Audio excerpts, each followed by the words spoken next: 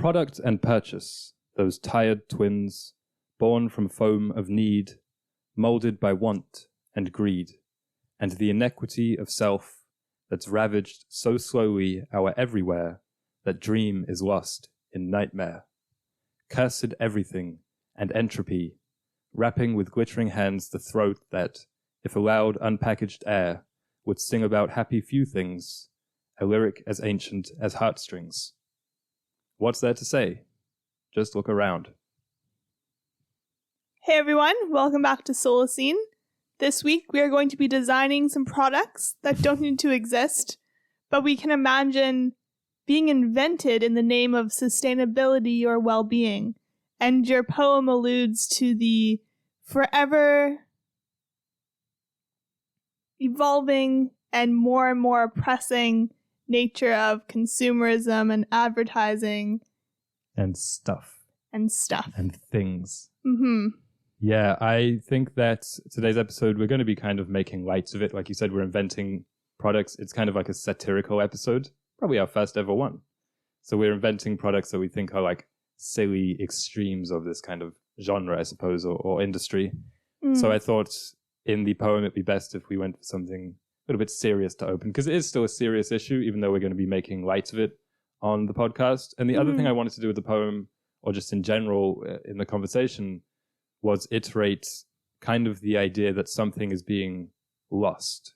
Because otherwise I think like conversations like this, it can come across as kind of mean-spirited, or like we're just being anti something, like anti this genre of product. But really, it's maybe a little bit of a stronger case and more appealing and just more enjoyable discussion if we are always talking in the same breath about the things that this type of consumerism has replaced for the worse. Yeah. What we're thinking about. Certainly. So some of the products that inspired this episode for me included the banana holder, the banana cutter, the avocado cutter, those types of things that really don't need to exist, but do. Yeah. And some sustainability products that I was thinking of were like reusable paper towel, reusable straws, strawless cups, those types of things that are like, if you think about it for more than 1 second, you're like, this isn't solving the issue, but it is making somebody a lot of money. Often food related, what you mentioned. It is, yeah. It's interesting. Yeah, I think we each came up with 5 products, and the theme is trying to be sustainable, or that's what it was in my mind, or like jokingly sustainable, where you go to a gift store and there'll be like a bunch of products that are completely unnecessary to buy, but they're all printed with like environmental slogans. There'll be like a tote bag that says "Save the Earth," and it's like the real question is, do you need another tote bag? Yeah. So that's kind of what we're trying to get at today. And before we start, let's plug the zine. Buy the Solacene zines. We're currently in the process of making a new one. Our 4th zine, which will be out in a few weeks, But for now, we have the nature ones, the education ones, and the degrowth ones all available on the website in the description. Also, if you like the podcast, rate it, review it, subscribe to it. Share it with a friend. Share it with a friend, and just listen to it. Listen deeply. Yeah. Also, it's on YouTube if you want to see us sweat, as we say. Yeah, and we've changed it up so we're both in the frame at once, which I kind of like because you can see us bantering a bit better. Because obviously the chemistry is just raw between us. So do you want to go first or do you want me to go first? You can go first. Okay. I'm going to kind of work up to my grand finale at the end. Okay. So my first one kind of already exists, but I imagine it's still in the Solacene. I pictured this still being someone trying to sell it because it seems kind of innocuous, but I'm calling it the plant care kit. Because I remember a few summers ago at the hardware store, I was starting a greenhouse in my yard, and every time right by the cash register, there were these tiny tools, like a tiny rake and a tiny shovel. So for like a house plant or a potted plant. Yeah, so they'd sell these tiny tools in the name of taking care of your houseplants. You don't need a tiny rake to take care of a houseplant. I've never heard of that, but it's a great pick. Yeah, but I also said maybe they'll include like a UV light, like one of those ones that are like, it's a plant light. It's like if your apartment doesn't get light, maybe you just shouldn't grow plants in it, like we have chosen for the most part not to. Yeah. And Yeah, Probably I pictured that being sold. a popsicle stick where you can, and a marker where you can write the name of it on. Exactly. A kit is a great idea. I have a bundle also. And I think it's just because not one of those products is worth buying on their own, but if you package them together, people shopping go, oh, that's a great stocking stuffer. Yeah, exactly. It's a great gift. I also did drawings for everything, so I'll show you the drawing of my kit. This is the plant here growing. Yep. If anyone's watching on YouTube, you can see it. Tiny scissors, tiny fork. Is that a salt shaker? That's a trowel. Okay. And some fertilizer. And yeah, just everything's tiny. Like, you couldn't actually do anything with it. Yeah, So. it's a lot like the Christmas crackers. Exactly. The Christmas crackers are pure like this genre that we're talking about. Mm-hmm. Just in that, I mean, no offense, because in the moment it's always weirdly exciting. Yeah. Yes, I got the cards. When do you see them for the next year? Mm-hmm. Or just ever? I remember the only useful thing in a Christmas cracker would be the tiny toolkit, because whenever you'd have your glasses break, like sunglasses or real glasses, you'd be like, we don't actually have any tiny tools except for this one from the Christmas cracker. Just getting really excited about the miniature shoehorn. Mm-hmm. But it's also weird. It's kind of an anomaly because those gifts, at least in my home, they were never consciously thrown out either. They were just kind of lost or entrusted to the house. Mm-hmm. Put it away. Yeah, it's like in kids' books, there's always like mice living under people's houses, and they have a little thing like community that they've built out of the scraps. I think that's probably just where they go, to the mouse community. Okay, I'll go with my first one, which is the least environmental. Okay. And also, I didn't think what you just mentioned that yours already existed. I didn't think to check if any of mine existed. That's They probably do. I'm probably not that imaginative. But this is called the sandwich sleeve. So it doesn't solve any environmental issue. It is a bib for your wrist, is how it's kind of marketed. Okay. So basically... a bib for your wrist. Right, because I was thinking about in, big sandwiches, sometimes they have like a sauce on them or ketchup. Tacos, etc. So this is a way that you put it... Actually, I wrote down the instructions. You can use it at home, on the go, or take it to restaurants. Good. You simply place the sandwich/burger in the sleeve and chow down, safe in the knowledge you won't be wearing mustard stains to your 2 o'clock. Because I feel like that's how the ads usually are. Multi-purpose, obviously. Mm-hmm. You've got a date night. You've got funerals. You've got sneaking a PB&J at parent-teacher conferences. Mm-hmm. That's kind of how I wrote it down. And I think maybe a vague environmental tie-in could be that on the ad, they emphasize that it helps save money in the long run because you're washing your clothes You're less. Not getting stains. You don't need stain remover. You're not losing any of the food to the floor. Exactly. Maybe it also has a little catchment area for any crumbs. Yeah. Eat those afterwards. And I was thinking that could also be a buy one, get one with the hot dog variant, otherwise known as the dog collar.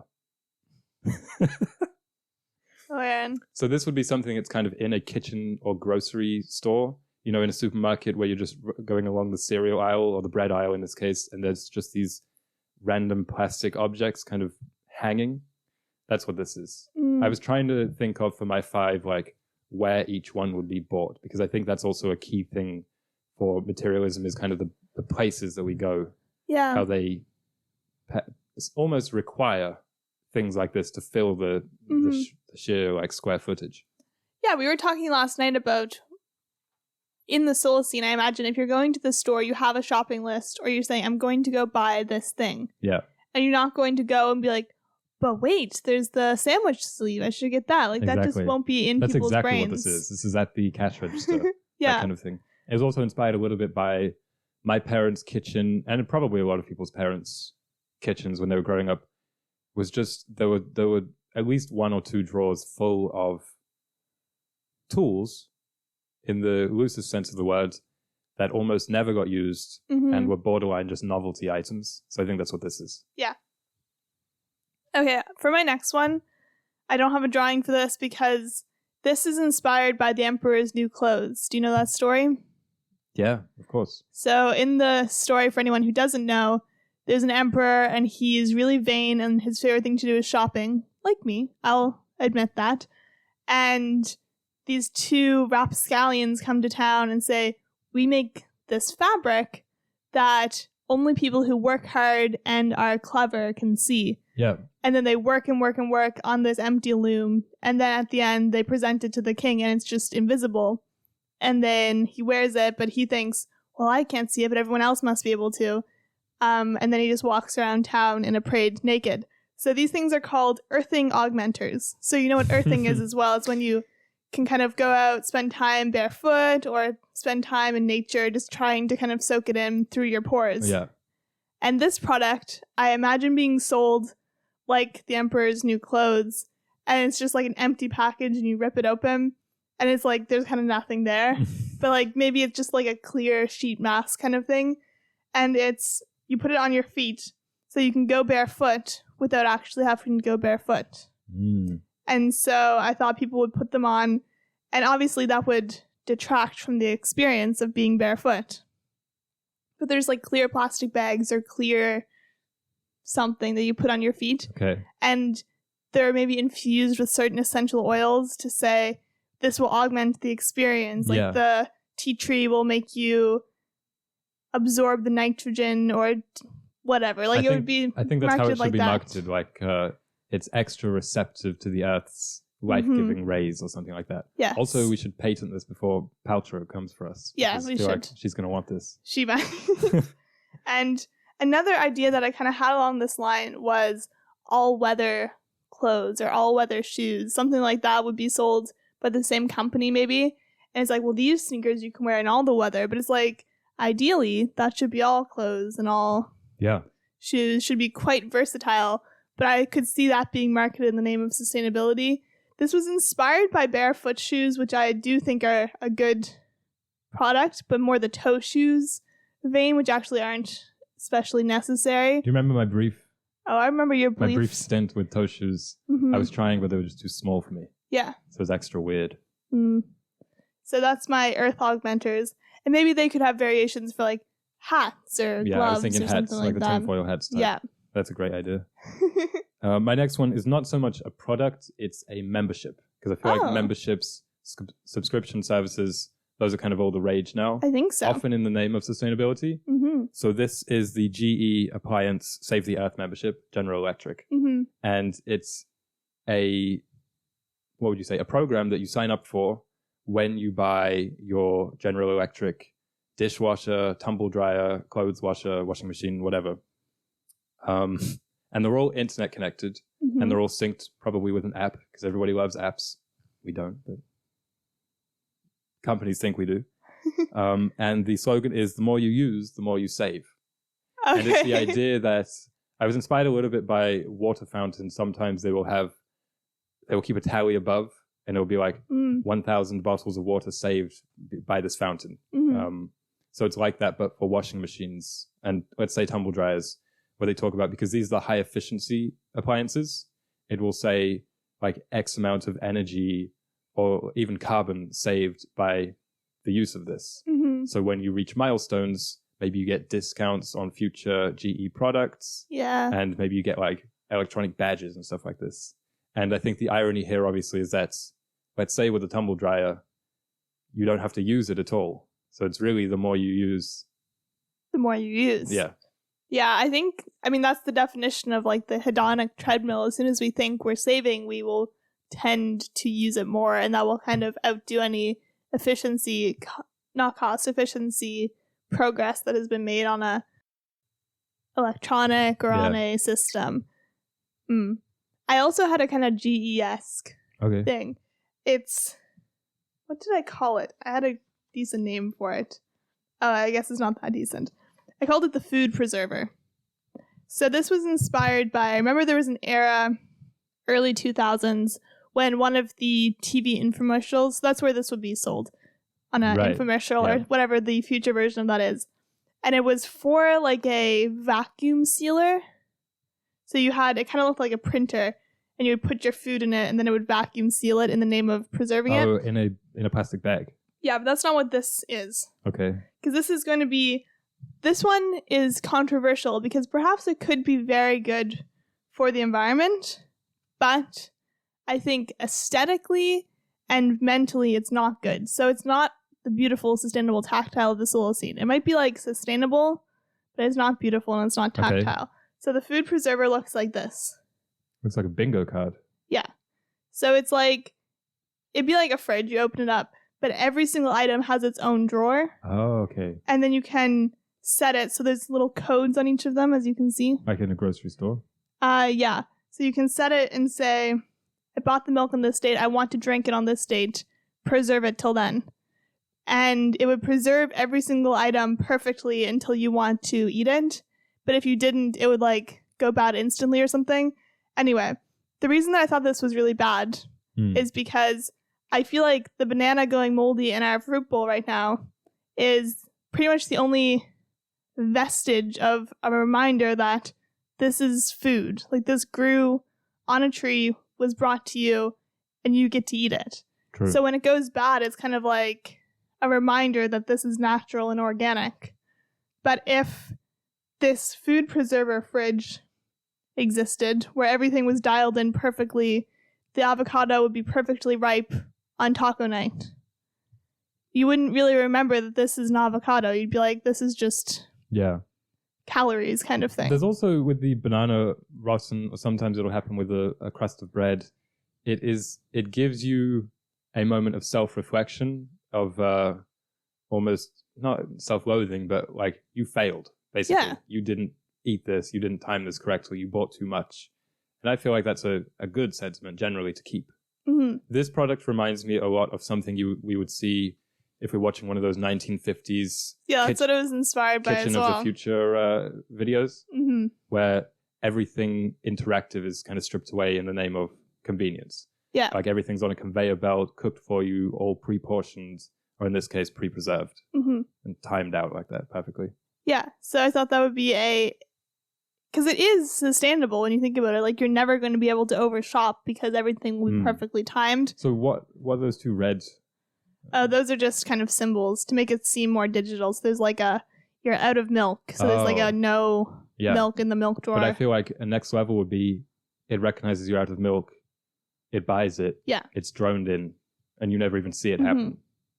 Yeah, it could be like that. So it's kind of like refills itself in a way. Yeah, there's fridges now that have like an iPad on the front that you can like interact with it like that to see what's on the inside without opening it. Yeah. That's in the name of sustainability so you don't lose the cold. The organism of the week for this week, it's the swamp pink.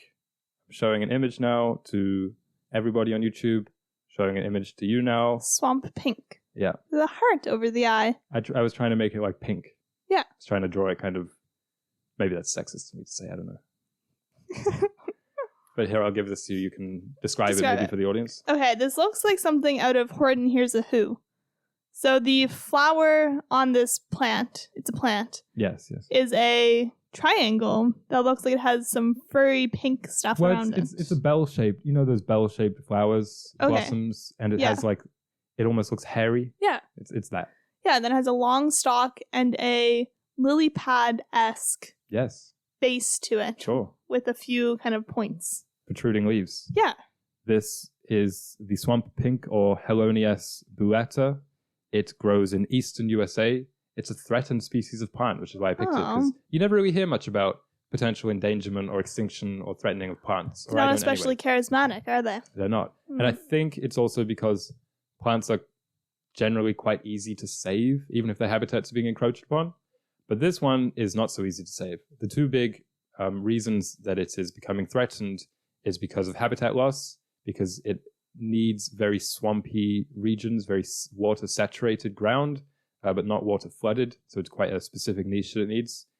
And because of poaching, because people like them so much, because they have such pretty flowers, because they're perennials, and people kind of take them, and they don't realize that they're not easy to transplant for the reason I mentioned, because they need a specific environment. And also, apparently the root clump, like the root system, is a lot bigger. It's like an iceberg than you would realize, so they're often not really transplanted correctly. Yeah. And I just like the name. It's a fun, like, swamp pink. Apparently sometimes it can just be one word.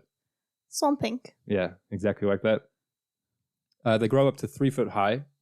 They're technically herbs, but I was trying to read into whether they can actually be eaten or used for anything or medicine, and I don't think so. Okay.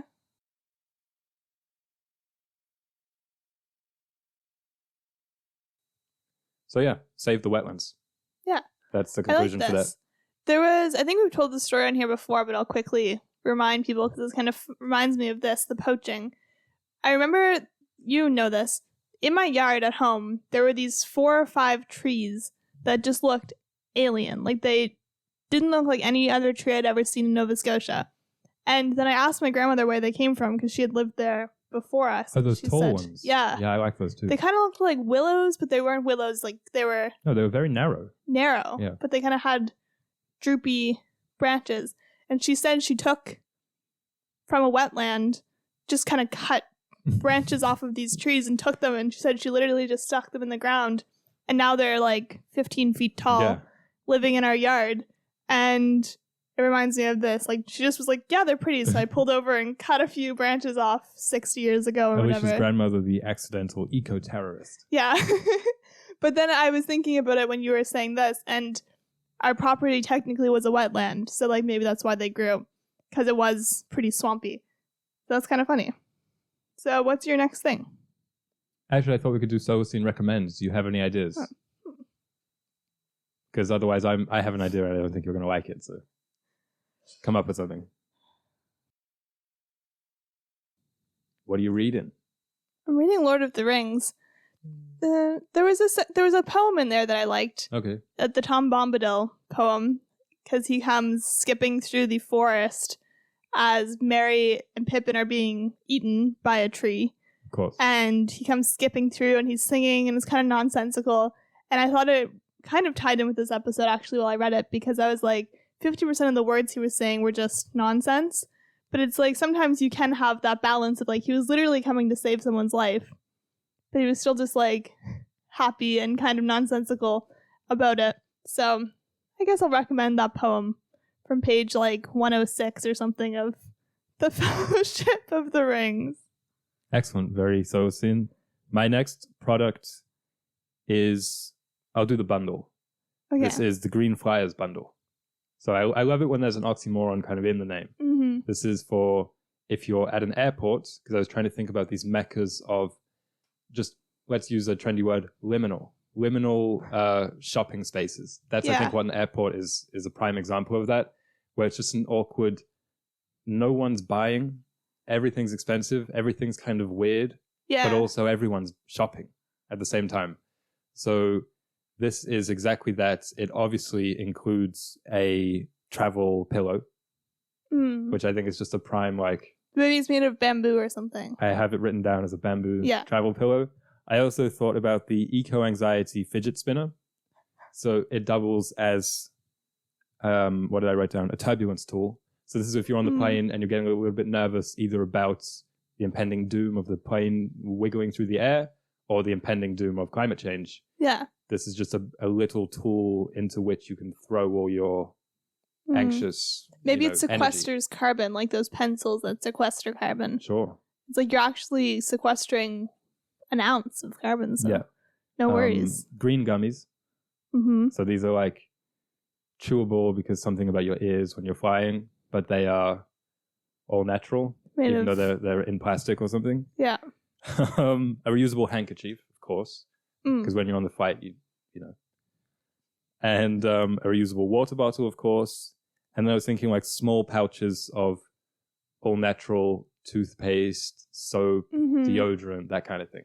But they're all just in plastic. But they're all in plastic, of course. Or a biodegradable plastic, maybe. That's in air quotes for anyone listening. But I was thinking for the water bottles, this is a little bit directed at you because a few months ago, I lost my water bottle and I was like, I need another one. And I was shopping and I wanted something that was quote unquote environmental. But I just thought, why buy one at all? That's, like why add to the number of products? Yeah.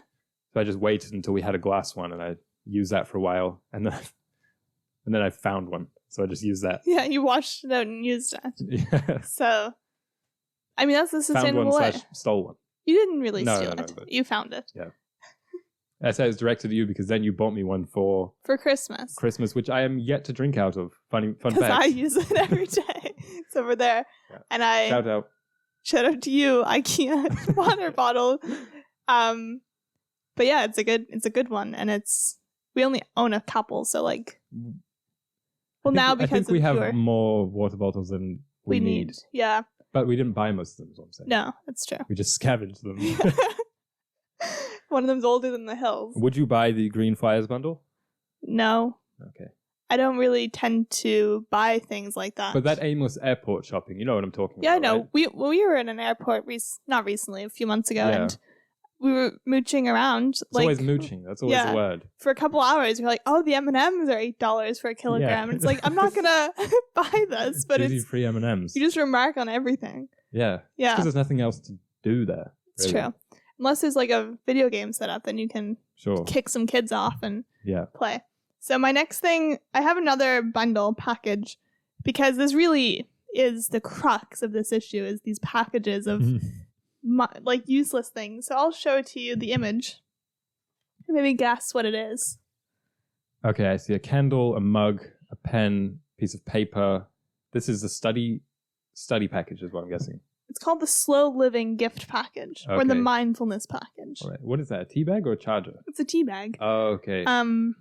I was thinking, let me just hijack your section for a little bit. No worries. Sometimes on YouTube videos for like study ASMR 8-hour videos, there is a copy and pasted list in the comments. I always like reading the comments on these liminal videos. I keep using that word. And it'll be like, it's always in this kind of weird patronizing tone because I'm assuming that most people using such a video are at least like 14 or 15.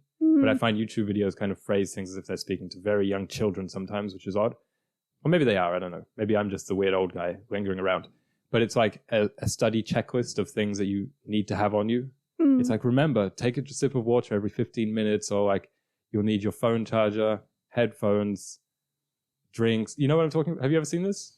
I don't go to the comments, but I know what you mean. To consensus discourse. Yeah, that's where we differ. But the mindfulness package is just obviously all tiny things again. But it's like a tea light candle that will burn for 25 minutes. Okay. And a pen, a notebook, maybe a little tiny book of like positive affirmations. That's the smiley book that I drew on there. A mug and one tea bag. And it's obviously you gift it to someone who you know loves mindfulness. So they'll really put these to good use. And I'll kind of touch on each of the items. Okay.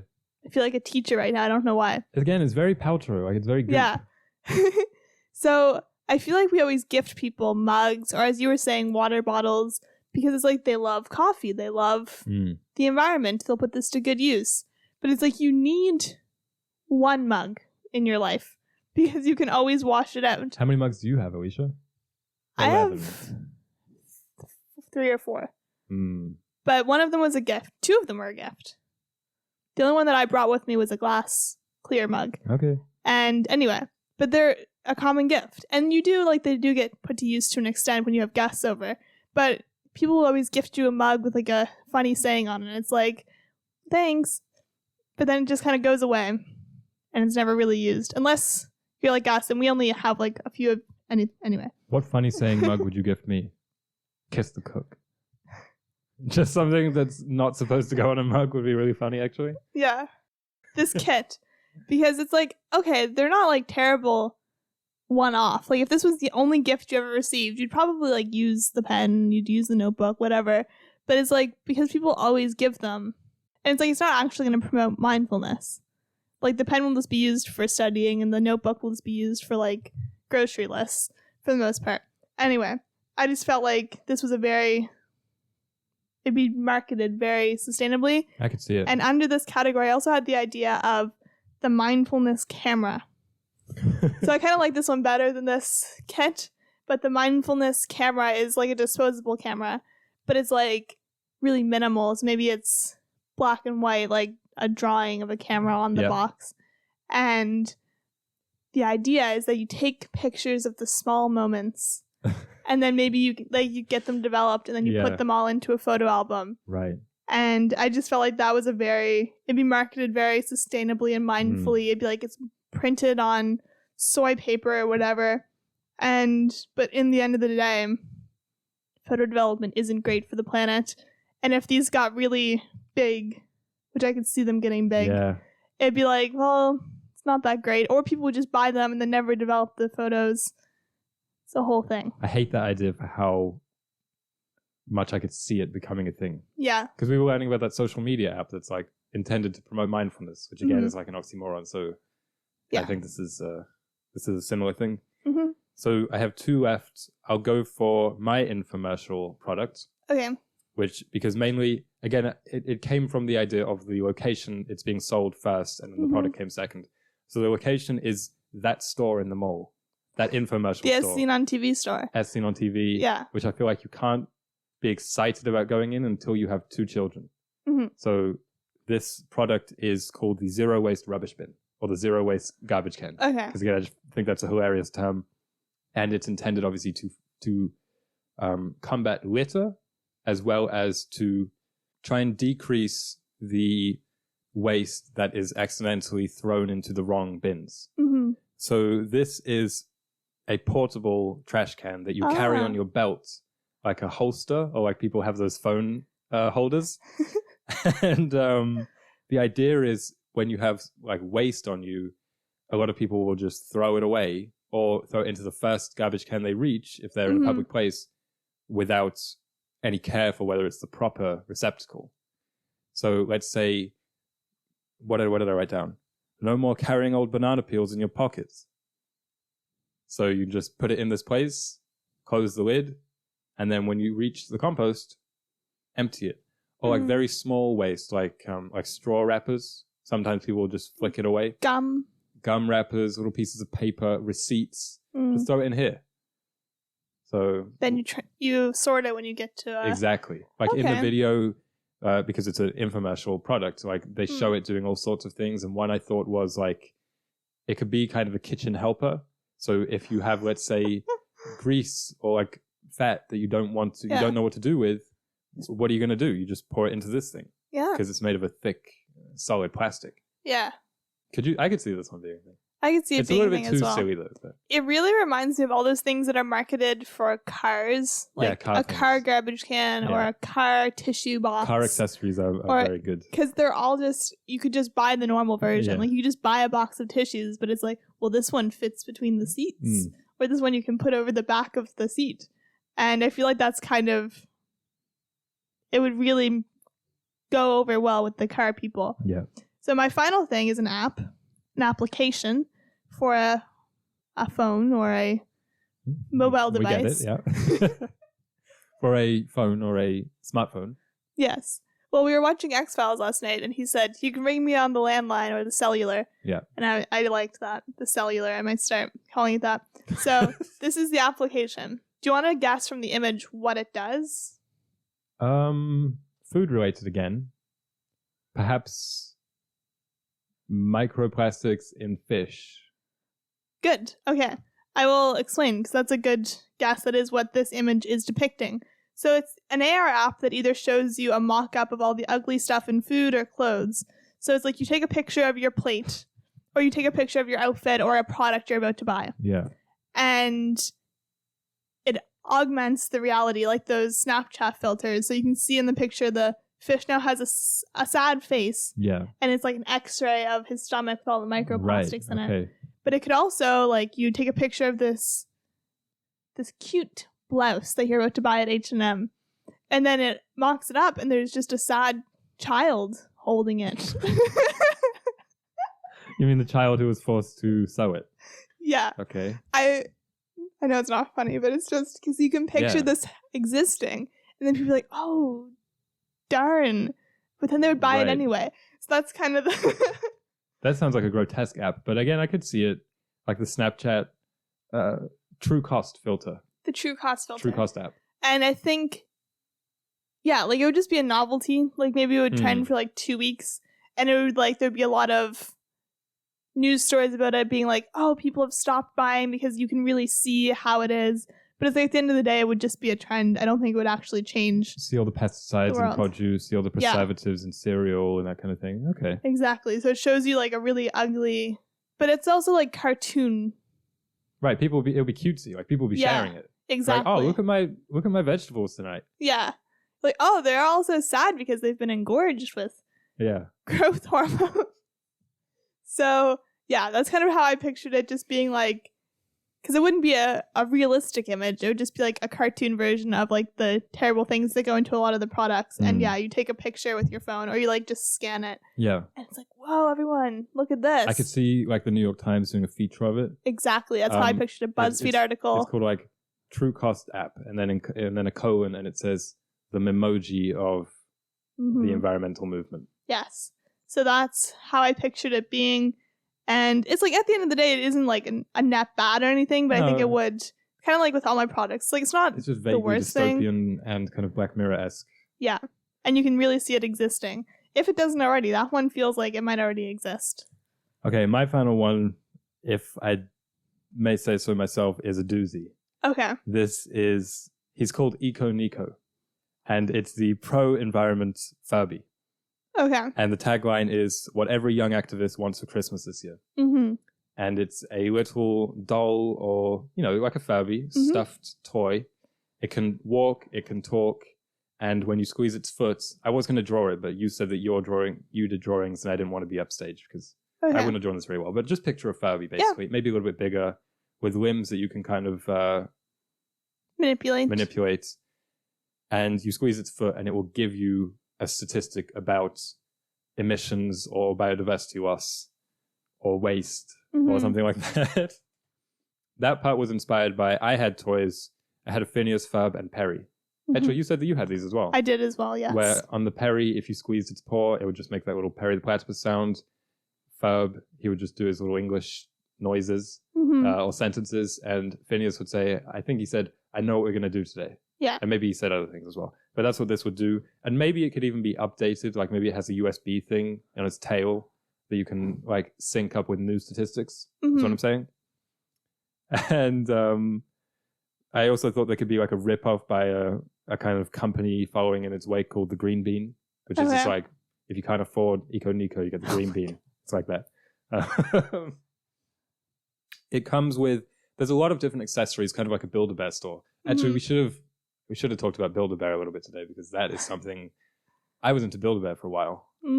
That when you just think about those stores, it's just an outrageous grift on the children. But this is kind of like that. So it comes with a dry erase sign that you can buy, a very small dry erase sign that it can kind of slot into its hands and hold up above its head. Yeah. And you can write whatever protest message you want, and it will hold it and walk in circles with it.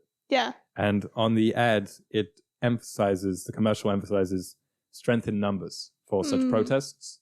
So it's really all about organizing all your friends who also have Eco Nicos, because what's a protest with one person? You need a bunch of them. So they can all get the signs up and they can all like march. Yeah, you can picture it like in the Gremlins movie when they're all... Gremlins, yeah. But then the people are amongst them. I can see it. I could just see it like on the commercial. For some reason, it's usually young girls to whom like are featured in these commercials, like them putting the little sign on the thing. Maybe they're like standing in front of a flag. It's like all the Barbies that they're coming out with that are like, this one's a nurse, this one's a climate activist. It's like that, but with Furbies. Fun fact, yesterday I was at a thrift fair and there was a giant Furby. Like, it was stuffed. And I just was like, this is terrifying. I love how scary all of the old toys are. Like, Furby's not even that old. I know. But anything made, I feel like, before 2005 is, like, terrifying. It's not so uncanny. But anything new, it's so plastic that it's, like, it's not really scary. So basically, the sweet spot is when you were a kid. Sounds a little bit... Maybe. Biased. Yeah. Nostalgia goggles. You could say. Rose tinted. I'm sure it wasn't scary to the kids, but when you see them all, it's probably also because they're like 30 years old. They're all just like sitting on the shelf. So creepy. You have to walk through the kids section to get to like the furniture at this fair that I went to, and I was like, oh. Would you buy any of these 10 products that we listed today? Which one would you be most tempted to buy? Let me put it like that. Well, I was saying I did always want to buy those tiny tools. Yeah. I don't think I would actually buy them, though, because I know they would never, ever go to use. I could see you trying out that True Cost app of a morbid curiosity. Yeah, I could see it. That or the food preserver, because it maybe would be, as I said, like maybe it would be really useful. So is the True Cost. Like it's technically that is a sustainable Mm-hmm. Boon. What about you? No. No, none of the not above. even tempted. Yeah. You're more likely to go to the... But I hope that we did a good job. I hope so. I hope it was entertaining. Yeah. Because that's kind of what it is. Or maybe makes you think twice before you buy something. These episodes in between semesters, they're a little bit looser, I think, because I would say they don't require that much research because we're working on preparing the next semester, working on the zine, that kind of thing. But we're still putting out content. Well, we like showing up consistently. Yeah. Building community. People seem to like the episode last week. I've heard a lot of feedback randomly. We should apologize for that episode last week. Yeah, Aaron's mic was turned down all the way. Yeah, so we had to try and salvage it in the edits and didn't do super didn't do well. So well. It was annoying because it was kind of a fun conversation. Yeah. Hopefully people still listened or as much as they could take anyway. Yeah. So thank you all for tuning in. We'll see you next week with a special episode. I don't want to speak of things before they are finished, but let me say, be here or be square.